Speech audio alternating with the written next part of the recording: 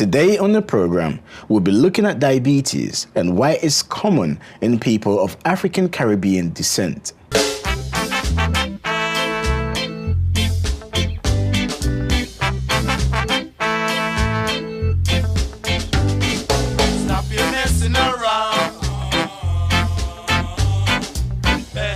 There are two types of diabetes, type 1 and type 2.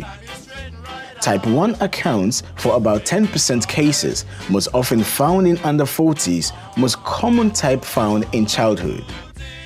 But today, we will focus on type 2 diabetes, which accounts for 90% of all cases in the population in the UK.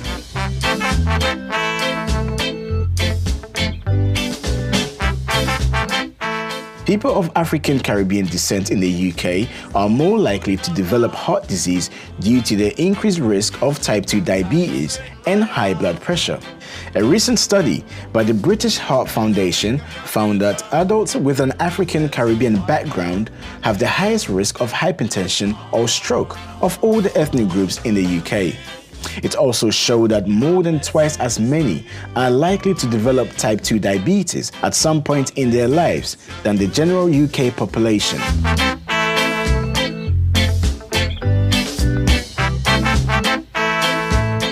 Type 2 diabetes, which usually is linked to lifestyle, but also your family history and your ethnicity can put you at risk of type 2 diabetes. What we know is that people from African Caribbean backgrounds, but also people from South Asian backgrounds, tend to develop type 2 diabetes more so than the white population. We don't quite know why, but there are a few theories that have been explained. For example, we know that people from African backgrounds tend to develop type 2 diabetes at a younger age. So if you compare people from white backgrounds, normally their risk of developing type 2 diabetes would be when they are over 40 years.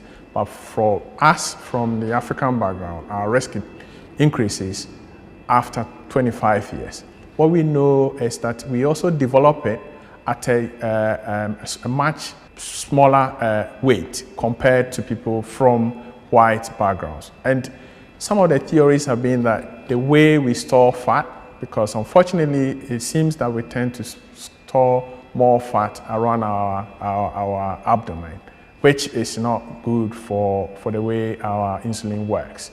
Both type 2 diabetes and hypertension are known risk factors for stroke and heart conditions, including angina and heart attack.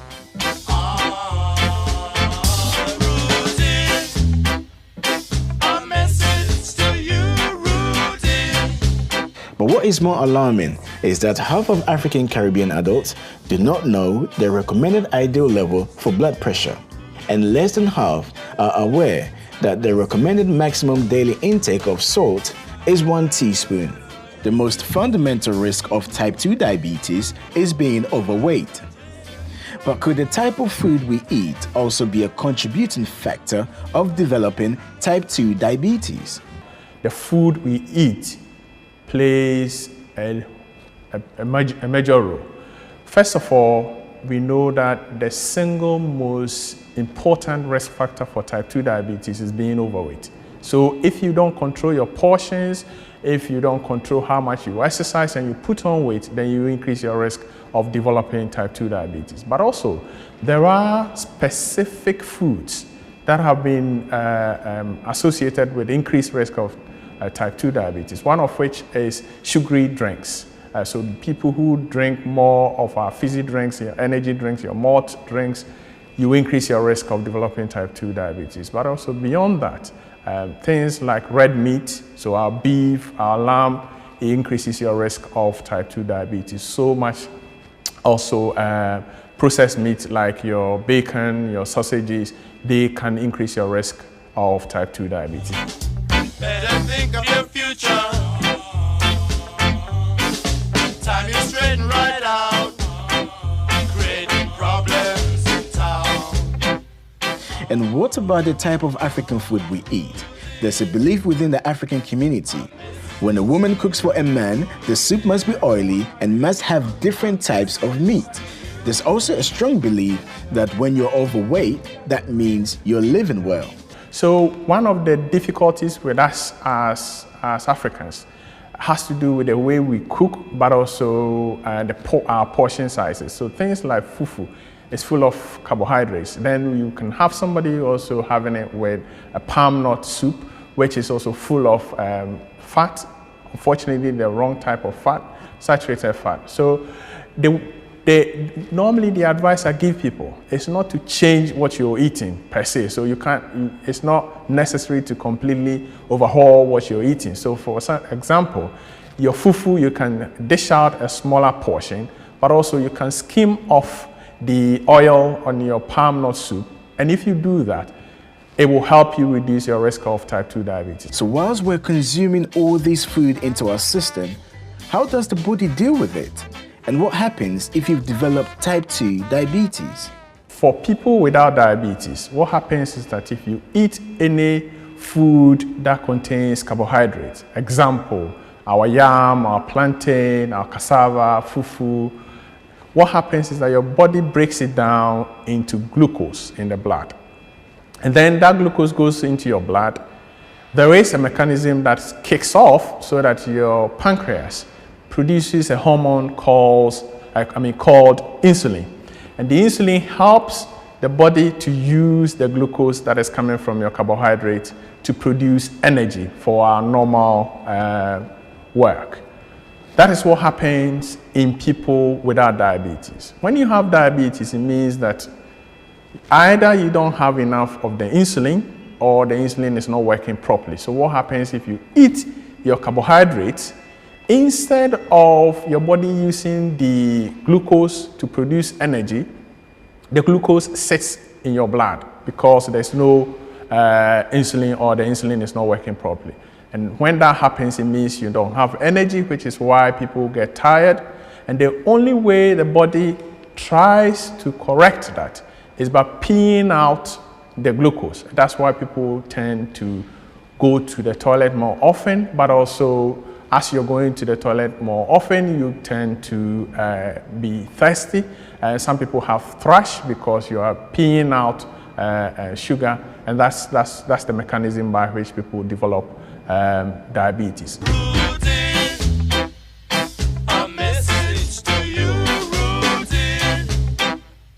Within the African community here in the UK, it is well known that many people work around the clock due to pressure from families or their businesses they're trying to establish back home. And in many cases, eating a heavy meal is necessary before and after work. Some rely on fast food to keep them going, or they eat heavy meals very late at night. So the question is, how can one tell if he or she is developing type 2 diabetes? One of the symptoms is that you start going to the loo more, especially in the evening, overnight when you're sleeping. Some people are more thirsty. Also, you feel a bit tired than usual. Some people put it down to age. Maybe I'm working more. Maybe I'm stretching myself. That's why I'm a bit tired. But then what happens is that as time goes on, you realize that you will be losing a little bit of weight even though you're not trying. Those will be signs that you are developing type 2 diabetes. And it's important that if anybody sees any of these signs, they go to their GP for them to have a check to see whether it's diabetes or maybe there's something else going on.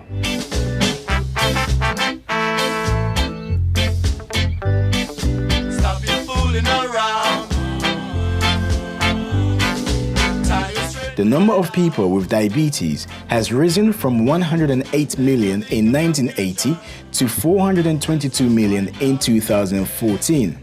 The global prevalence of diabetes among adults over 18 years of age has risen from 4.7% in 1980 to 8.5% in 2014.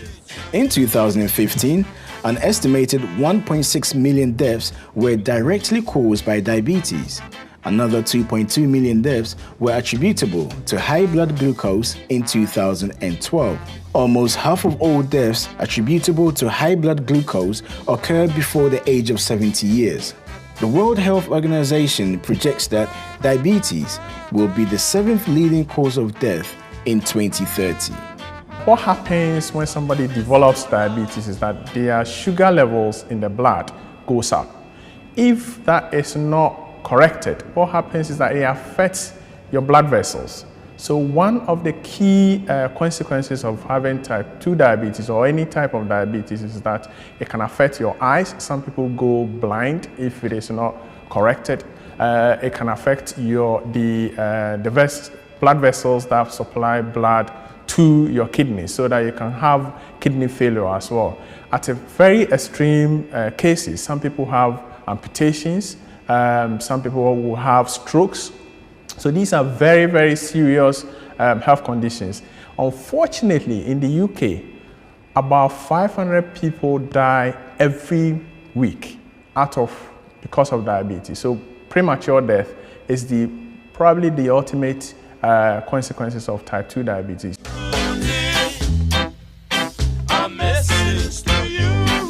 According to latest reports, 500 people with diabetes are dying prematurely every week in England and Wales. Diabetes UK has said that many of these deaths are caused by avoidable complications such as amputations, sight loss, kidney disease, stroke, and heart attack.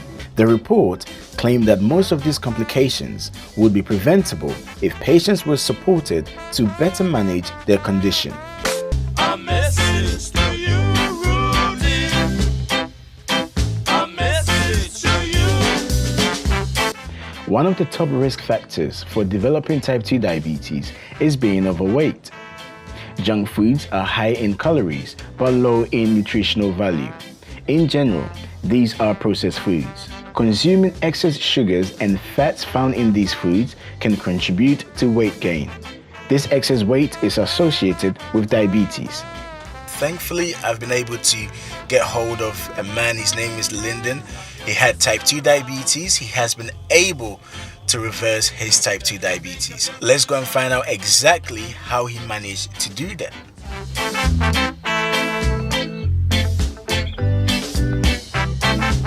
Typical day for me is that I'll have 3 slices of toast in the morning with jam on it. Jam, and then I'll have a latte coffee with 3 to 4 teaspoons of sugar in it, demerara sugar, and then I put honey on top of that. I'll get to work, and once I get to work, I'd have another cup of tea, another coffee, and then what I'd do, I'd be cutting cakes, and then while I'm cutting the cakes, I'll be eating the trimmings as well. So I'll have another tea, coffee, cutting the trimmings, eating it. Lunchtime, I'll have a takeaway, or we won't get lunch, or we'll have a carbohydrate, a pasta, rice, or a potato dish, and a fizzy drink and a sweet to go with it as well. So this would be a lunch. After lunch, we'd have like another cup of tea, coffee, then I'll be eating more biscuits, cakes after that as well. I'd go home. After that, once I get home, I'd have to have a meal, because once wife's cooked for me, I've got to eat. So she'll be cooking a carbohydrate, a pasta, or rice again on a typical day. And after all that meal, foods that I'm having at night time, about 9:30, 10 o'clock, I said to myself, I feel like a cup of tea. So what do? You go to the cupboard and get some biscuits. So I get some biscuits out. So my day-to-day routine, because I'm a Caribbean background, was mostly carbohydrates. We'll have the pasta, the rice, and the roast potatoes all in the same plate. And then we'll have the coleslaw salad. And then on top of that, we'll have the mango juice, the carton of mango juice, or ginger beer. It's my favorite 2 drinks at that time. Your risk of developing type 2 diabetes increases with age. You're more at risk if you're white and over 40, or over 25 if you're African Caribbean, Black African, or South Asian.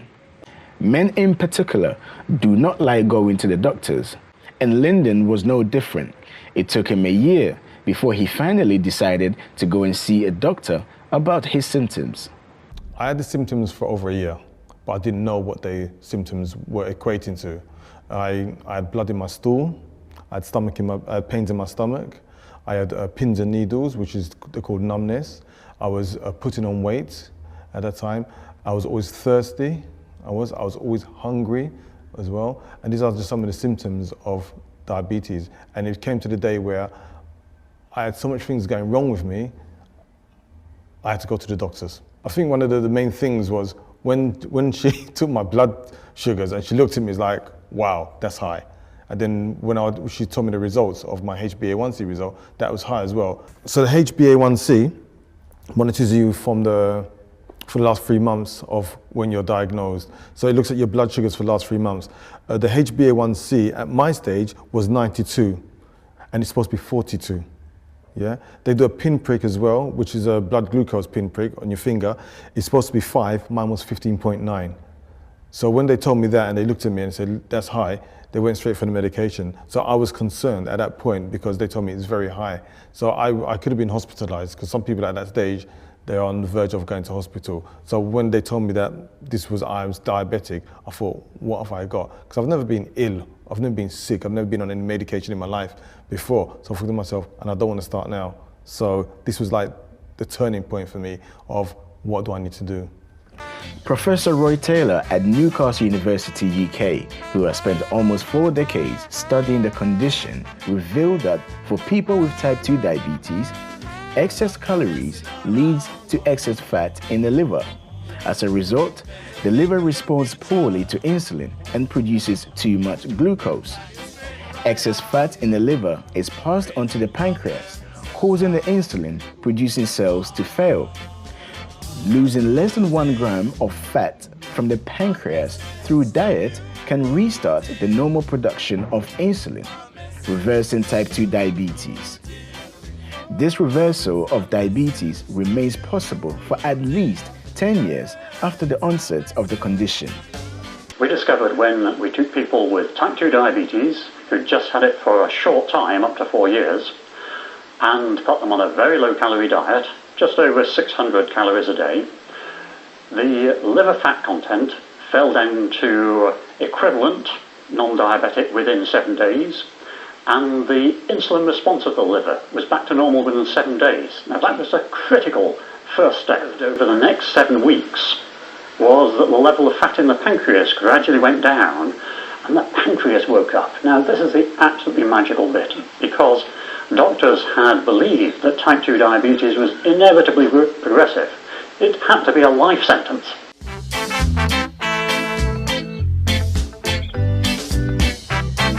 We have evidence that when people who are overweight with type 2 diabetes lose a significant amount of weight, normally around 15 kilograms, they are able to come off their medications and they are able to put their type 2 diabetes into remission. Unfortunately, we do not know how long they will be in remission for. So we recommend that if you are lucky enough to be able to put your diabetes into remission, it is important to still go for your annual reviews so that if it so happens that your sugar levels come up again, it will be corrected. So at the moment, we are excited that we can put type 2 diabetes into remission, but it's not a permanent cure. The thought of having any form of diabetes was seen as a death wish within the Afro-Caribbean community. But for Lyndon, this was not the case. He decided to go on a journey that will forever change his life. So when I was diagnosed, I was offered medication and I declined medication. So I said to my doctor, can you give me 3 weeks to try without any medication? So my medication was, what foods do I need to eat to reverse it? So there's 4 fundamental things that I started off with. Was number 1 was my mindset. My 2 was physical activity, diet, and intermittent fasting. So my mindset was, how did I get into this situation? How do I reverse it, like ASAP? So my first implementation was to focus on foods called flavonoid foods.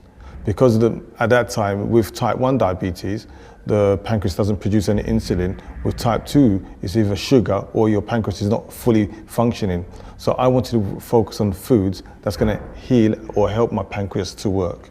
For Lyndon to achieve his goal of reversing his type 2 diabetes, there are certain types of food that he had to stop eating and look for alternatives. I stopped eating red meat. I went on to grilled chicken. I stopped eating chicken. I tried smoked turkey. I stopped eating smoked turkey. I stopped having all the fizzy drinks that I used to have. Don't do fizzy drinks anymore. All the chocolate bars I used to have on a regular basis. I cut out all carbohydrates out of my diet as much as possible, and I focused on more fruit and vegetables. Some people feel better when they reduce the amount of carbohydrate foods they are eating, because then it means that you don't have too much glucose in your blood.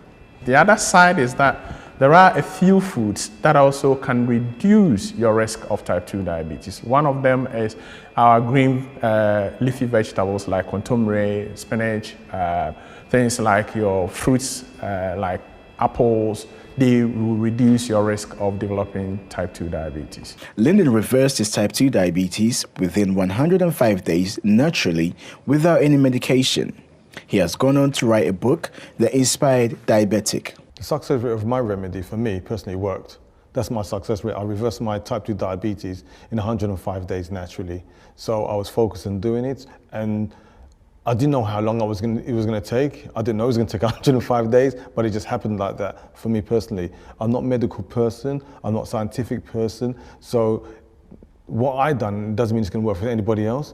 It only works for you if you want it to work for you, number one, and are you ready to do something to change or to get yourself back to where you was before you were diabetic? So psychologically, you need to think to yourself, can I do it? You know, and one of the things is like an affirmation. Can I do it? I will do it. I can heal myself. I can cure myself. I don't want to be diabetic. I want to be drug-free. All these kind of things that you can say to yourself every day and prevent yourself from going down the road that you want to go down. So it's a mindset in the initial beginning. So there's a mindset saying, okay, can I do it? Can I do it? 12.3 million people in the UK are at risk of developing type 2 diabetes. However, around 3 in 5 cases of type 2 diabetes can be prevented or delayed by maintaining a healthy weight, eating well, and being active. For more information, visit Diabetes UK. And remember, your health is your wealth.